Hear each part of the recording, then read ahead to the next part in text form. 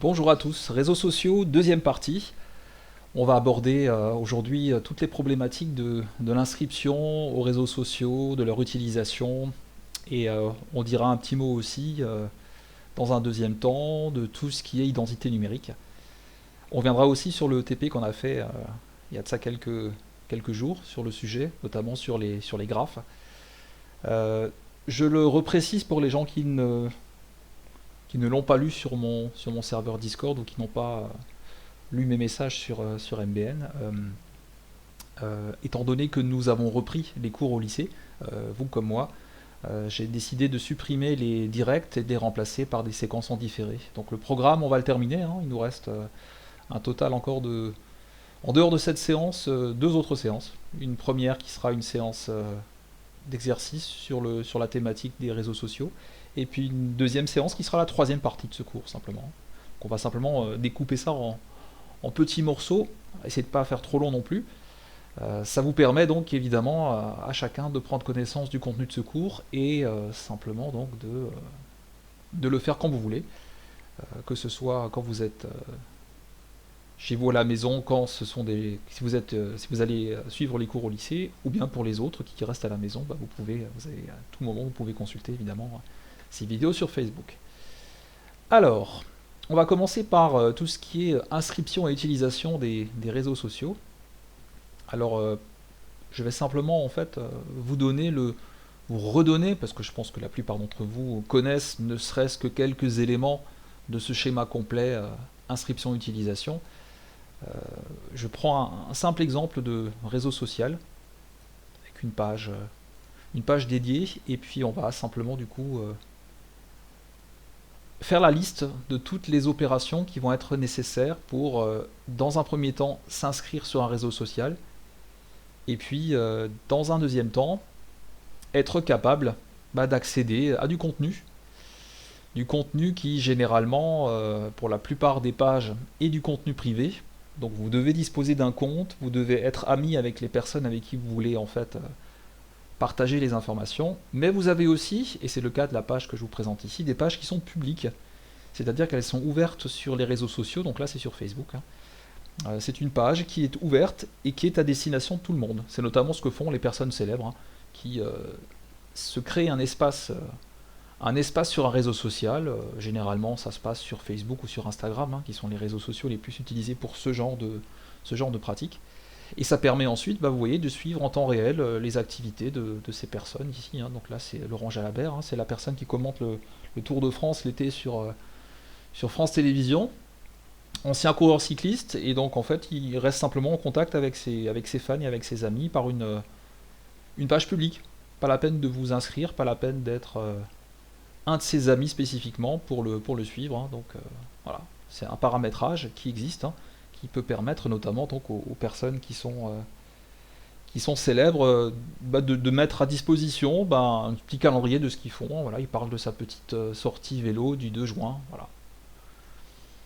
Mais pour qu'on puisse avoir accès à tout ça, généralement, quand ce sont des pages privées, si vous voulez vous mettre à disposition du contenu, ou si vous voulez lire le contenu de vos amis, il va falloir passer par un ensemble d'opérations que vous connaissez si vous vous êtes déjà inscrit sur un réseau social. La première, c'est le remplissage d'un formulaire d'inscription. C'est ce qu'on vous présente généralement comme obligation dès que vous arrivez sur la page d'un réseau social, hein. On vous dit voilà, inscrivez-vous, hein, créez un compte. Et donc vous passez par un ensemble d'opérations qui commencent désormais toujours par une acceptation des conditions générales d'utilisation. C'est le deuxième point, hein. Ça se présente généralement sous la forme d'une grosse page, un gros pavé de texte que personne ne lit parce qu'évidemment c'est beaucoup trop long à lire, mais qui donne en fait un petit peu les règles de fonctionnement du réseau social en question. Et vous avez pour obligation d'accepter ces conditions générales d'utilisation avant de pouvoir passer à la suite. Ce qui n'est pas sans poser problème, dans le sens où, vous le voyez, vous acceptez du contenu sans finalement le lire. Voilà. On essaye depuis quelques années de mettre en place ces dispositifs qui permettraient, de façon schématique et plus simplifiée, à tout le monde de les lire dans un temps qui serait, on va dire, acceptable, hein, 2-3 minutes pour lire les CGU, mais actuellement, elles sont tellement vastes, elles font plusieurs dizaines, voire parfois plusieurs centaines de pages. Et évidemment, personne ne se coltine la lecture de ces CGU. Une fois que vous avez fait ça, une fois que vous avez accepté les conditions générales d'utilisation, vous allez pouvoir créer votre profil. C'est là que vous allez définir votre mot de passe, votre utilisateur, votre nom d'utilisateur. Vous allez aussi mettre, généralement sur certains réseaux sociaux, on vous demandera aussi vos vrais noms et prénoms. Vous allez pouvoir mettre votre date de naissance, vous allez pouvoir mettre plein d'autres informations qui vous concernent et qui seront rendues, non pas publiques, mais en tout cas disponibles à toutes les personnes qui formeront votre cercle d'amis. Et ça, c'est ce qu'on fait généralement dans la 4e opération qu'on appelle en fait le paramétrage du profil. C'est là que vous allez pouvoir du coup donner des informations qui vous sont spécifiques, toujours en gardant à l'esprit que ces informations que vous allez rentrer seront disponibles et pourront être lues par les personnes qui sont abonnées à votre réseau social, en particulier donc vos amis. Ensuite, évidemment, cette banque d'amis, il faut progressivement l'agrandir. Au départ, vous ne disposez pas d'amis, mais généralement, très vite, vous allez demander à rejoindre un cercle d'amis, vous allez accepter des personnes qui vont demander à être vos amis, bref, vous allez augmenter progressivement la taille du cercle d'amis et vous allez du coup échanger vos informations, notamment du paramétrage du profil, avec de plus en plus de personnes. Une fois que vous avez fait ça, généralement, vous avez moyen d'utiliser pleinement le réseau social, notamment en utilisant ce qu'on appelle les applications tiers. Aujourd'hui, beaucoup de réseaux sociaux mettent à disposition des jeux, des applications, des documents à consulter, bref, un certain nombre de choses qu'on peut faire via le réseau social, qu'on ne pouvait pas faire forcément il y a encore quelques années, mais tout ça se développe aujourd'hui. Et vous avez des gens qui passent énormément de temps, par exemple, sur des réseaux sociaux comme Instagram ou comme Twitch ou comme Facebook, et qui utilisent finalement tout ça à destination pour des applications ludiques généralement. C'est quand même aujourd'hui encore la raison la plus utilisée des réseaux sociaux. On joue beaucoup sur les réseaux sociaux, de plus en plus même, pour la simple et bonne raison qu'on met à disposition sur ces réseaux sociaux, dans la plupart des situations, des jeux qui sont gratuits ou, on va dire, au moins une partie du contenu est accessible gratuitement, ce qui évidemment incite les gens à utiliser ces réseaux sociaux pour jouer, à partir du moment évidemment où les choses sont gratuites. Ça facilite évidemment et ça va inciter les gens à s'inscrire et à utiliser le réseau social. Alors, on synthétise tout ça sous la forme d'une petite boîte comme d'habitude.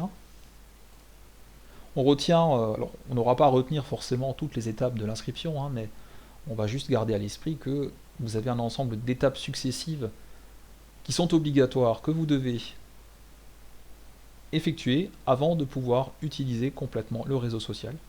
Et ça, quel que soit le type de réseau social. J'ai pris ici comme exemple Facebook, vous pouvez faire évidemment ça pour n'importe quel réseau social, notamment de votre utilisation.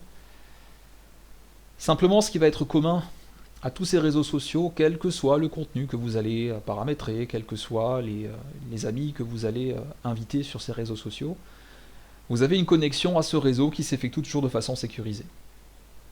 Vous avez besoin d'un identifiant, cet identifiant est public, n'importe qui peut y accéder, mais vous avez besoin aussi en fait d'une clé qui vous permet d'entrer sur votre réseau social, qui est un mot de passe. Et ce mot de passe, il est évidemment privé et sécurisé. Aujourd'hui, tous les réseaux sociaux mettent à disposition des outils qui permettent d'éviter le piratage des comptes. Malgré ça, vous l'avez certainement déjà vu, sur certains réseaux sociaux, il est assez fréquent de voir des comptes piratés. Alors généralement, évidemment, c'est pas forcément vos comptes à vous, mais c'est plus des comptes de personnages célèbres, parce que voilà, c'est du spam, on essaye un petit peu de contrecarrer tout ça, et comme c'est des pages de personnes célèbres, comme il y a beaucoup de personnes qui y accèdent, tout le monde voit ce qui se passe. Et donc, obligation, on le voit, de sécuriser les mots de passe pour éviter que qui que ce soit puisse se connecter en votre nom et faire des choses en votre nom. Après, bien évidemment, tout le monde est libre de faire ce qu'il veut de ces mots de passe.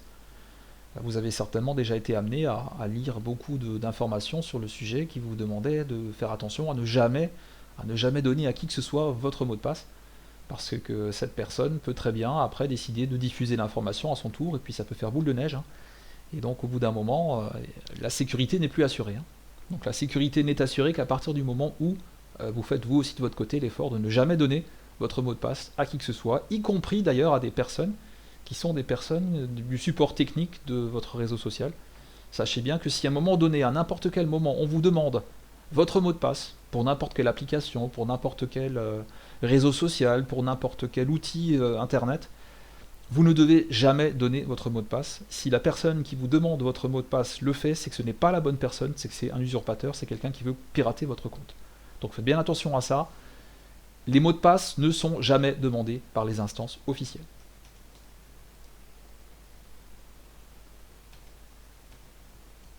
On va passer au point suivant. Partie numéro 4 de notre progression.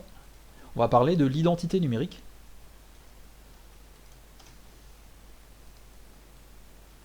Qui, on va le voir, est en fait simplement la conséquence de l'inscription à un réseau social.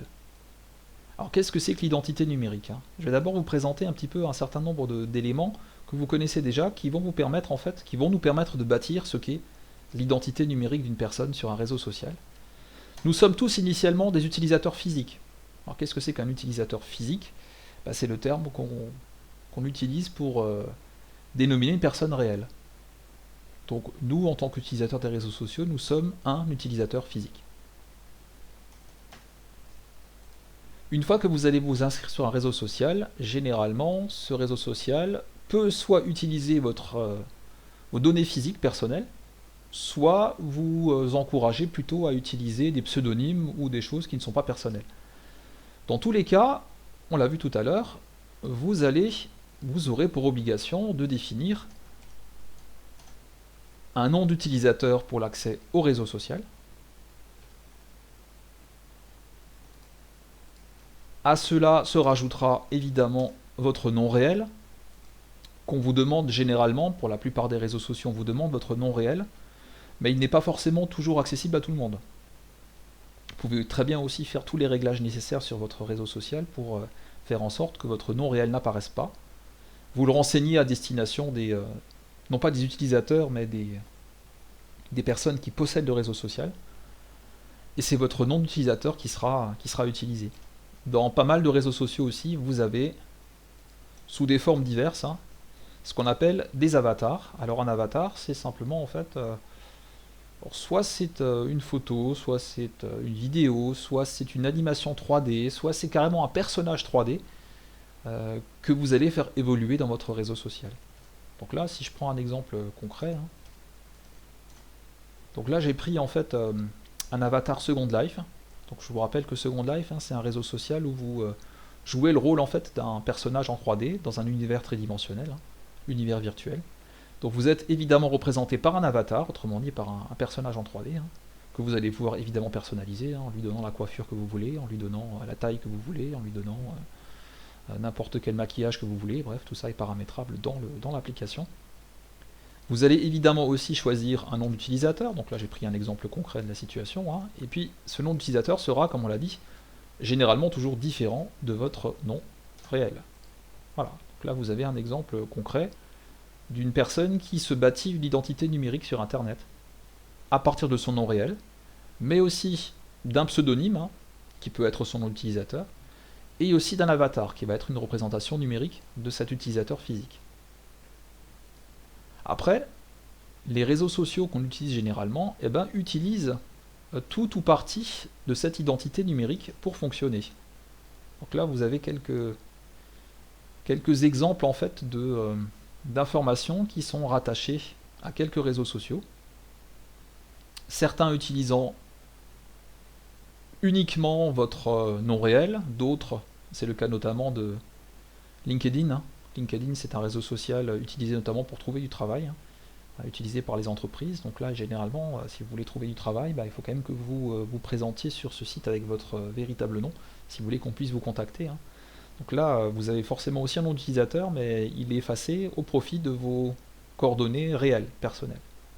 D'ailleurs, beaucoup de personnes considèrent que ce n'est pas vraiment un réseau social, dans le sens où vous fonctionnez en fait, vous êtes connecté aux gens, donc ça qui fait effectivement, c'est ça qui fait que c'est un réseau, mais il n'est pas tout à fait identique aux autres réseaux sociaux, dans le sens où en fait vous présentez clairement votre identité numérique telle qu'elle est, sans passer par forcément des noms d'utilisateurs spécifiques, sans passer par des pseudonymes. Vous ne vous cachez pas en fait derrière une identité numérique, hein.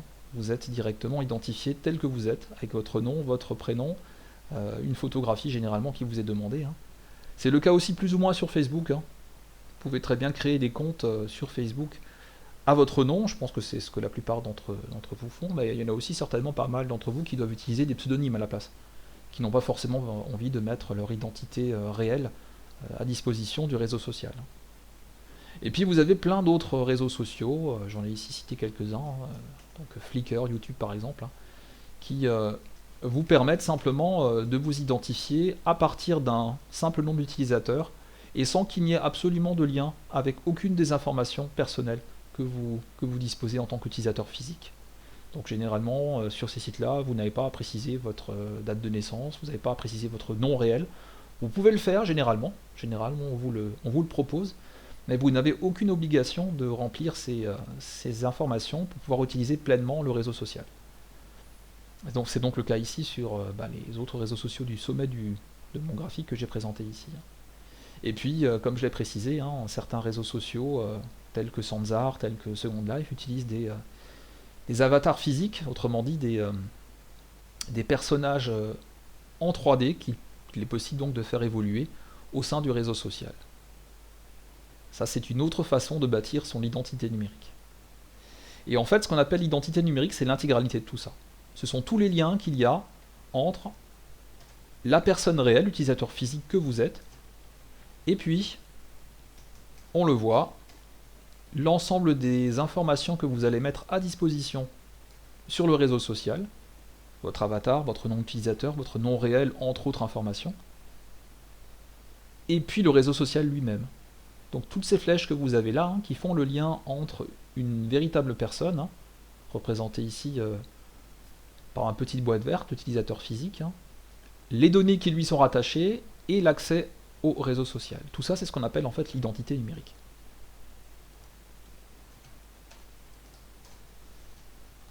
Voilà, on note cette information, hein.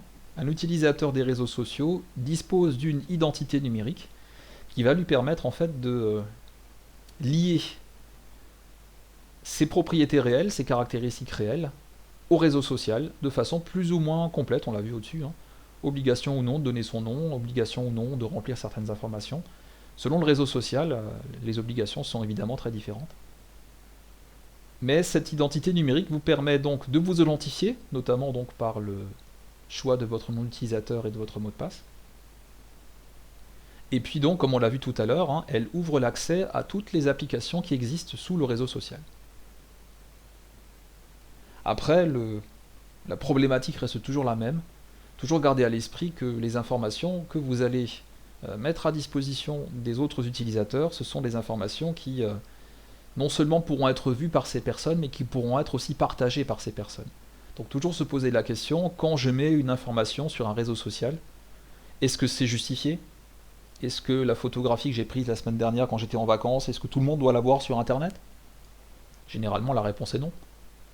Donc paramétrer son réseau social de façon à faire l'effort de ne pas permettre à n'importe qui d'aller récupérer vos données, d'abord de les cantonner uniquement à vos amis, et puis ensuite, même au sein de vos amis, de créer un certain nombre de limites, d'empêcher certains accès, d'empêcher de rendre certaines informations qui existent sur le réseau social opaques, et d'empêcher du coup les autres personnes, même les personnes qui vous sont proches, de les consulter. Donc, tout ça doit se paramétrer, et vous devez faire l'effort quand vous vous inscrivez à un réseau social, vous devez faire l'effort de toujours faire ce travail de configuration, ce qui généralement est de moins en moins fait par les personnes, parce que aujourd'hui les jeunes ils n'ont pas du tout envie de perdre du temps à paramétrer des choses, pourtant c'est essentiel, parce qu'on l'a vu déjà ces derniers mois, on tombe parfois sur des situations assez catastrophiques, on sera amené à en reparler dans la troisième partie de ce cours.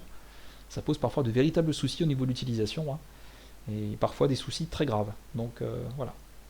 Pensez-y, faites l'effort de paramétrer correctement, ça vous prend souvent quelques minutes, hein, mais faites cet effort d'aller dans tous les menus, et avant de vous lancer dans un réseau social, faites en sorte de le paramétrer correctement pour que ce réseau social fonctionne comme vous le désiriez. Vous savez, la plupart des réseaux sociaux, par défaut, ils ouvrent tout, hein. Tout ce que vous allez mettre à disposition, si vous ne faites pas l'effort à un moment donné de préciser, ben voilà, les informations que je mets moi en ligne en tant qu'utilisateur physique, je ne veux que les partager avec mes amis, par exemple. Ça, vous devez très souvent le préciser vous-même avant que ce soit fait. Sinon, vous risquez de voir vos informations être diffusées partout sur Internet. Si un jour vous devenez une personnalité célèbre, ben vous allez voir que vous serez obligé de faire très très attention à votre identité numérique, parce que comme on l'a vu tout à l'heure, elle est très vite piratée. Allez, on va passer au cinquième et dernier point de la séquence du jour. On va redire un petit mot des graphes et des matrices dont on a parlé lors du TP il y a de ça quelques jours.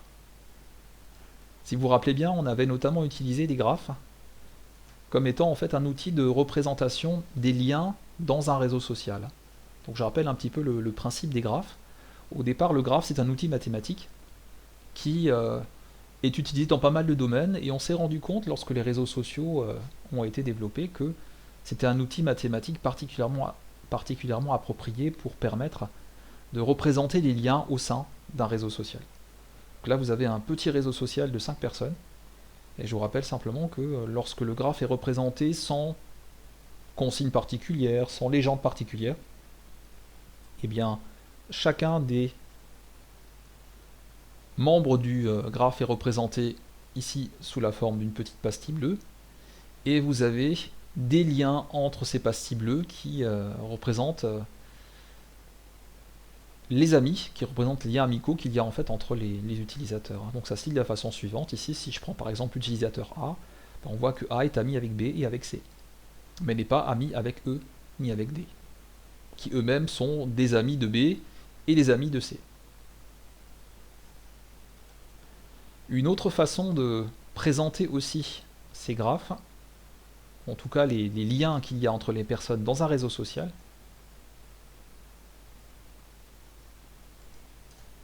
c'est de passer par des matrices. Alors une matrice, c'est simplement une représentation qui vous permet de faire apparaître sous la forme d'un tableau, comme vous le voyez ici, hein, par des indications, ici j'ai mis un 1 ou un 0, hein, qui indiquent si les personnes sont reliées entre elles sur un réseau social. Hein.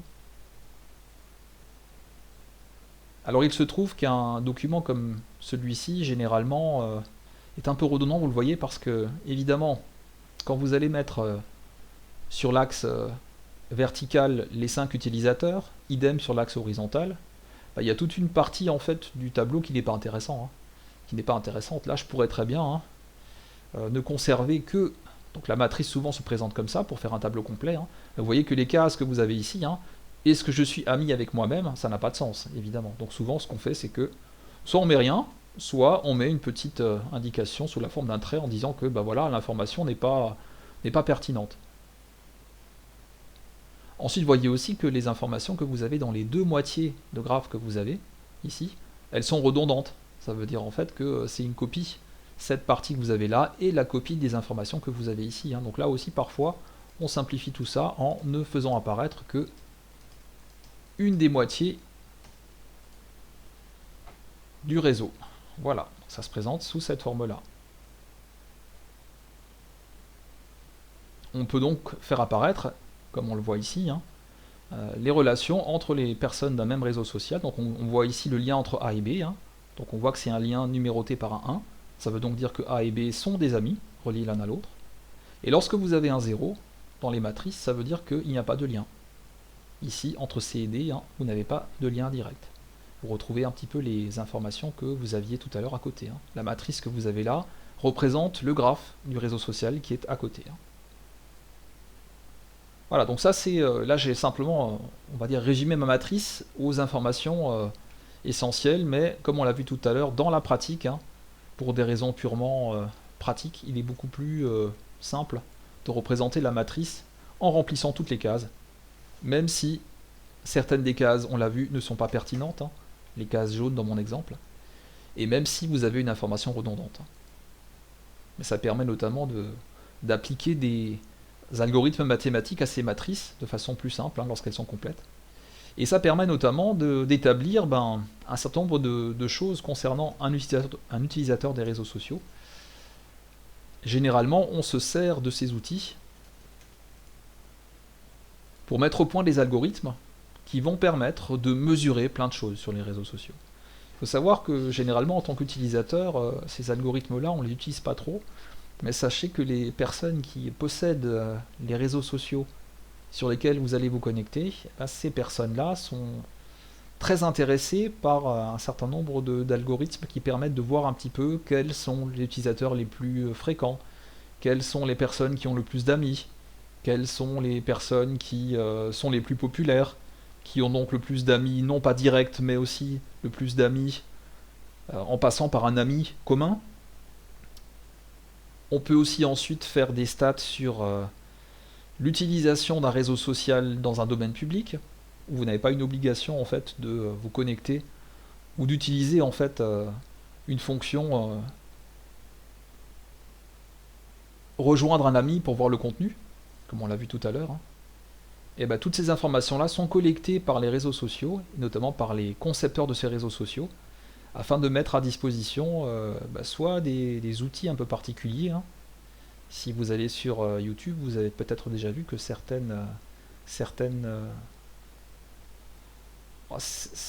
chaînes sont des chaînes qui rapportent beaucoup d'argent, notamment de par la publicité que ces chaînes diffusent. Et donc évidemment, lorsqu'on va, en tant qu'utilisateur du réseau social, aller sur une page YouTube, tôt ou tard, on va tomber sur une pub qu'on va scoltiner. Donc la plupart des gens vous disent « Oh moi de toute façon les pubs ça m'intéresse pas, je les fais passer, et ça n'a aucune influence sur mon mode de fonctionnement ». On verra dans la prochaine séquence qu'en réalité, la publicité elle a en fait une influence sur notre subconscient qui est beaucoup plus importante que ce qu'on pourrait imaginer. Donc même les gens qui vous disent « Oh moi la pub de toute façon ça m'intéresse pas, je vais jamais sur les sites », et vous allez voir que très souvent ils se font piéger eux-mêmes à y aller quand même. Ils ne s'en rendent pas forcément toujours compte. En résumé, on retient donc simplement que à la fois les matrices et les graphes, ce sont des outils mathématiques qui sont utilisés en informatique et en particulier dans le domaine des réseaux sociaux, notamment pour représenter un certain nombre de liens entre les utilisateurs. Ici notamment des liens d'amitié, c'est ce que je me suis cantonné à ça, mais vous pouvez très bien imaginer, notamment dans le cas d'une matrice, imaginez un code différent. Ici, la matrice, elle a été codée de façon très simple, 0 ou 1. 0, les personnes ne sont pas amies entre elles, 1, elles sont amies entre elles, mais vous pouvez très bien mettre d'autres codes, un 2, un 3 et un 4, qui voudraient dire autre chose. Et donc en fait, on a moyen finalement de mettre dans une matrice une quantité importante, très importante d'informations. Et évidemment, dans la pratique, une matrice comme ça ne se lit pas directement. Vous allez simplement en fait créer des algorithmes qui vont en fait parcourir cette matrice et qui vont récupérer pour vous les informations intéressantes. On parle notamment, donc, vous le voyez ici, de traitement, de tri et de hiérarchisation des informations présentes dans les graphes comme dans les matrices.